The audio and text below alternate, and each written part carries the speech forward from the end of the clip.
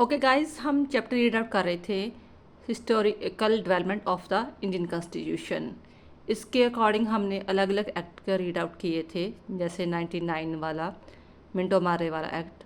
और अब हम एक्ट रीड आउट कर रहे हैं 1919 एक्ट, जिसे मांटेगू एक्ट भी बोल देते हैं। ये एक्ट बहुत ही ज़्यादा इम्पोर्टेंट है। रीज़न ये है कि इसके एक्ट के अकॉर्डिंग ही हमने ये चीज़ सीखी थी, बाय कैमरा लेजिस्लेशन लेक्चर कैसे करना है, ये चीज़ हमने इसी से सीखी है। इनकी 50-60% कह लो, हम इसी के अकॉर्डिंग हमारा जो आज भी जो अपर हाउस है, लोअर हाउस है, कह लो राज्यसभा और लोकसभा है, इसी के अकॉर्डिंग चलते हैं। और यही से हमने सीखा है कि किस प्रकार हर या कैसे मेंबर कुछ नॉमिनेट करने हैं और देश के हर ईच कॉर्नर से कैसे मेंबर जो है वो लेकर अनइलेक्टेड करने हैं। चलो हम इसका कॉम्पोजिशन देखते हैं। ये है वैसे है एक्ट मॉन्टेगू के अकॉर्डिंग, जो है एक्ट इसके according composition of central legislation, इसे हम बाई कैमरा लेजिस्लेशन लेजर भी बोल देते हैं। इसके अकॉर्डिंग क्या था कि ऐसे मेंबर थे, डिवाइड किए गए थे।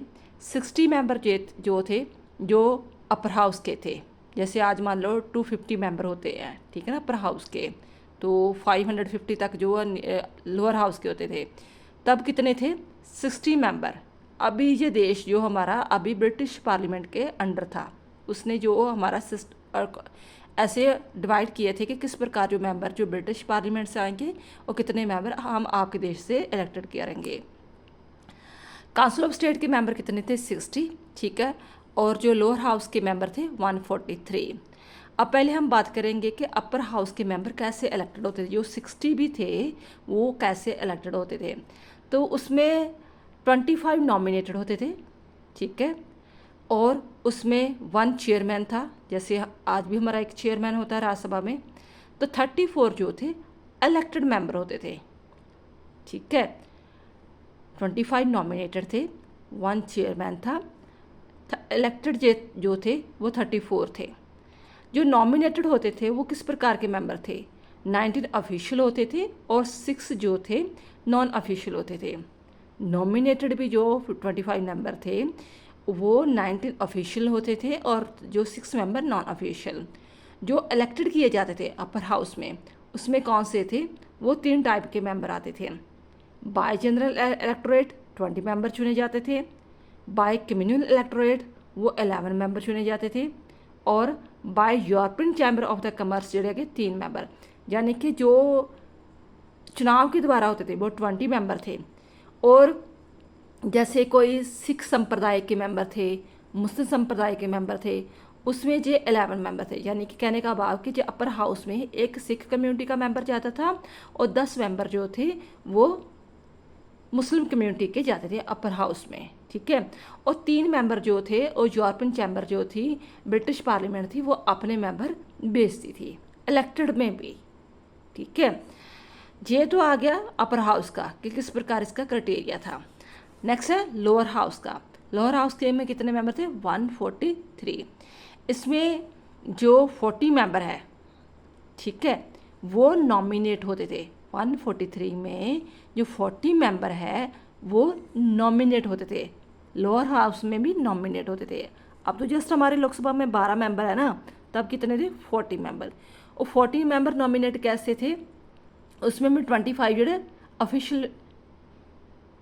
ऑफिशियल थे, ठीक है। जैसे जहाँ नॉमिनेट थे ना, इसी प्रकार इसके नॉमिनेट जो ऑफिशियल तौर पर थे 25, और उसमें नॉन ऑफिशियल जो थे 15, और 15 जो थे उसमें नॉन ऑफिशियल हो गए, ठीक है। तो कितने बन गए जी? टोटल बन गए 40। 25 + 15 40। अब जो रह गए 103 नंबर मेंबर, 103 नंबर मेंबर। इसकी इलेक्शन कैसे होती थी? इसकी इलेक्शन होती थी 3 टाइप से।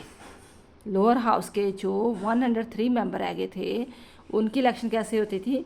3 टाइप से, बाय स्पेशल कॉन्स्टिट्यूशन से, बाय कम्युनल इलेक्टोरेट से, बाय जनरल कॉन्स्टिट्यूशन से। बाय स्पेशल कॉन्स्टिट्यूशन से जो थे वो आगे 3 टाइप से डिवाइड हो जाते थे। जो बाय लैंडलॉर्ड्स होते थे, ज़मींदार, बड़े बड़े ज़मींदार होते थे, वो 7 मेंबर चुने जाते थे। यूरोपियन अपने 9 मेंबर भेजता था। तो इंडियन कंपनी के 4 मेंबर आ जाते थे। जो बाय स्पेशल कॉन्स्टिट्यूशन 20 मेंबर थे, उसमें भी जो थे क्या थे कि 7 तो लैंडलॉर्ड हो गए, ठीक है, तो 9 यूरोपियन हो गए। आप ये देखो तो मैक्सिमम जो मेंबर थे वो मैक्सिमम यूरोपियन के मेंबर होते थे, या उनके जो चहेते होते थे उनके मेंबर वगैरह थे। अब जो बच गए बाकी मेंबर कम्युनल के, ठीक है, इसमें 30 मुस्लिम थे और 2 सिख। यहाँ हमने देखा था अपर हाउस में 1 सिख था और 10 मुस्लिम, ठीक है। जहाँ 32 है टोटल गिनती, और इसमें 2 जो सिख मेंबर थे वो इलेक्टेड किए जाते थे और 30 मेंबर मुस्लिम के।